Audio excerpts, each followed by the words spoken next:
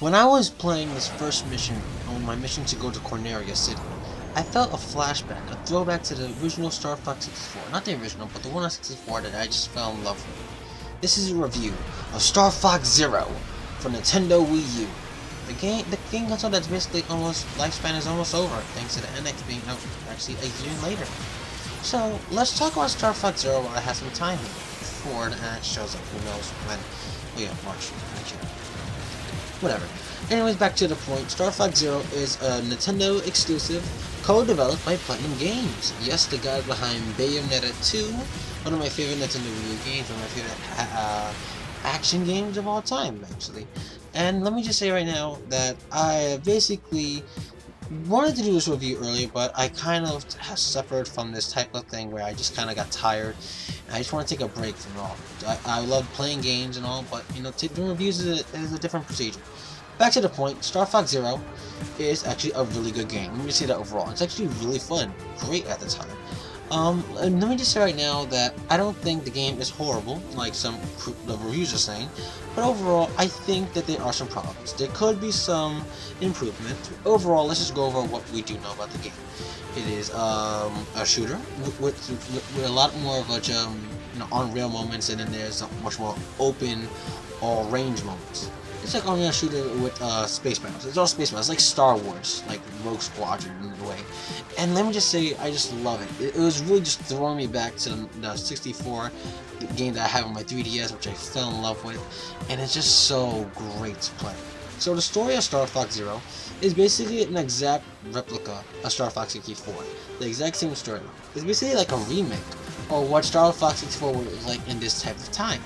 Basically, Andros, this evil monkey, basically lost control of power, got too much power, and then when Fox McCloud's father tried to take him down, he was betrayed by one of his allies named Pigma, and then Fox McCloud, 5 years later after his father died, has whipped up a team Star Fox with Fox McCloud himself, Falcon Lombardi, Peppy Hare, and the once and always Slippy Toad, which is always considered the worst one of the group.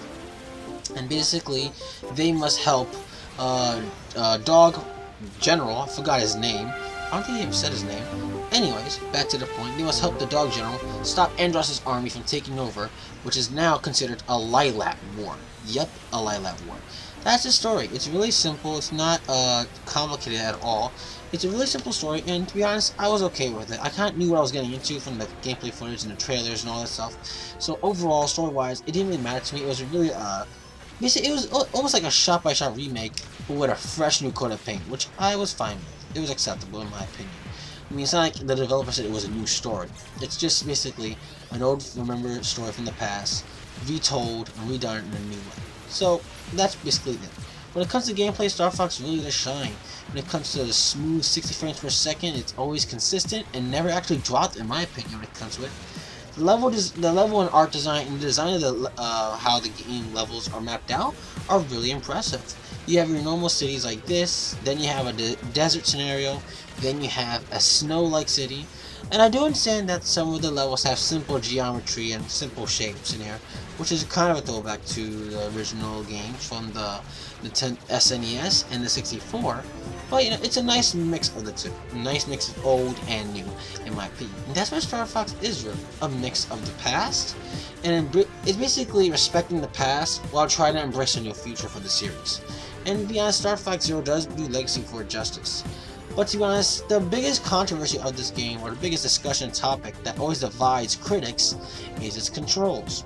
Now, Star Fox Zero's controls are complicated, I'll say that. For the first mission, it took me a while to get used to it, but after that first mission, I got used to it really quickly. It works like this. Now, you see the footage right here. It's all seen where when you play on a TV, this is what it looks like. But when you play on a gamepad, it plays entirely different. When you look at your gameplay, it plays like a first-person cockpit mode, and that's where you get most of your precision shooting. The problem with it, though, is that you can't turn off any of the motion controls that much. You can restrict it to the point where you can only move the motion controls when you're shooting the SZR button, but that's it. You can never turn off the motion controls completely. This actually does turn off a lot of gamers who want to play Star Fox, who have some disability issues, and it could kind of ruin the experience for them. So if you kind of have like those problems where you don't want to move that much or have dealing with any of that type of problems, then Star Fox Zero is not really the perfect game for you. It's not going to be the perfect. It's going to have some problems, I'll say that, if you have disability issues. But once you get used to those problems and used to the controls, it was actually really smooth. And I love replaying the missions over and over to get higher scores and try to beat leaderboards and all that stuff. It was always fun to do. You know, the game has a lot of replayability. And yes, the game is short, taking around 4 hours to basically complete the entire simple missions. But there's also hidden unlockable missions you can always find, and that are always hidden paths, like in the original 64 game. And I played a lot of these, and I found a lot of them, and they weren't too hard. Some have to do with certain scenarios, like either opening a certain door or defeating a boss in a certain time limit before he takes down one of your team members. That type of thing. That's how certain secret levels or new missions are played out, and it's all fun. And also, it's always a good time to play the game like this. The boss battles in the game also are really well done, I may just say. Some of these boss battles are really challenging, considering one where you're basically solo and you have to basically fight this gigantic machine by yourself. That's what really pissed me off, but once you get to understand how the controls work and how the gameplay works, it's really a smooth sailing. And also, another thing I want to say, the last boss battle is kind of like a gauntlet in a way. I mean, it goes on and on for a while, but it's one of those gauntlets that once you understand how the gauntlet system works, you can kind of get over it. And I understand why the motion controls are much more of a problem. The motion controls become much more of a problem when it comes in all range mode, mostly in boss battles, because then you really have to look at both screens at the same time, gamepad and TV screen, which could make the experience kind of like a hyperactive. You look up, down, up, down, up, down all the time, which can hurt your neck at times. And you don't want to have like a neck problem during the game.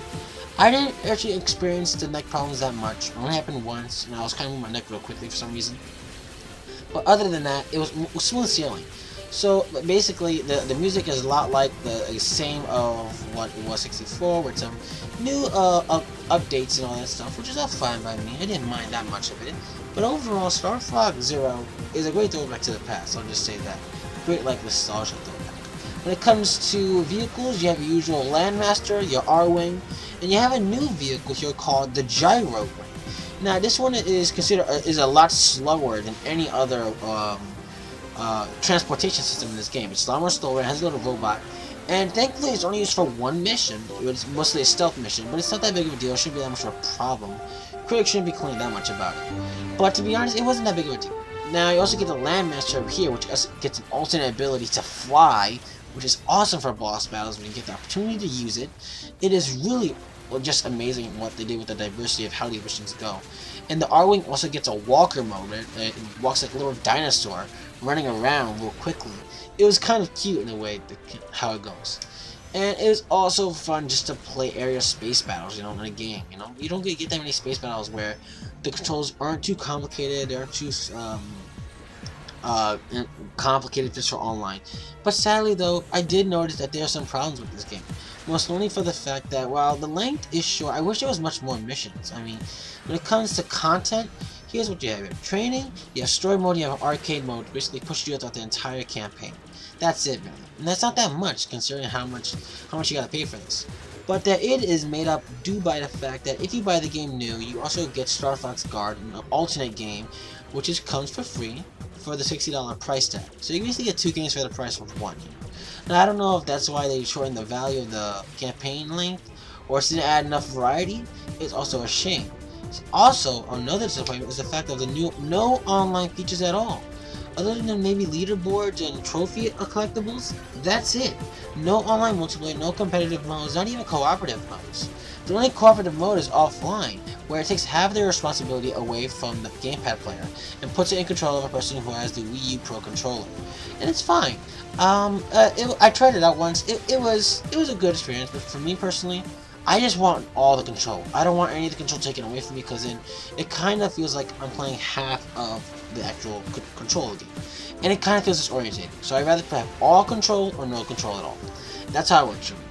Overall, Star Fox Zero is no perfect game. It isn't better than Star Fox 64, but it does do justice to the legacy when Star Fox Assault and Star Fox Adventures and Command couldn't do it before. Thankfully, this game, while basically a redo of the entire series possibly, hopefully it does well enough to basically get another Star Fox game on the Nintendo NX, the next console. Overall, Star Fox Zero is a good game, not average, not bad, really good. I enjoy it, and if you're really a Star Fox fan or you just want to play something new on your Wii U, definitely pick it up. It's worth checking out. My overall score for Star Fox Zero is an overall score of an 8 out of 10. I really was going to give it an 8.5, but I felt like that was too high for this type of game, so I decided to stick to an 8 out of 10 overall. Star Fox Zero is fun for nostalgia fans, and also brings something new to the table for motion controls. You can tell the ambition this game has. However, not every single landing lands perfectly. Some problems occur, and they will interrupt some person's playing experiences. But at the end of the day, Star Fox Zero is just plain old fun. What Nintendo games always do for me. Makes me remember my good old days of just having fun. And at the end of the day, that's important. Alright guys, see you next time. Please like the video, comment, subscribe, and I'll see you next time in my next video review, which will be coming soon. See you guys, and bye-bye.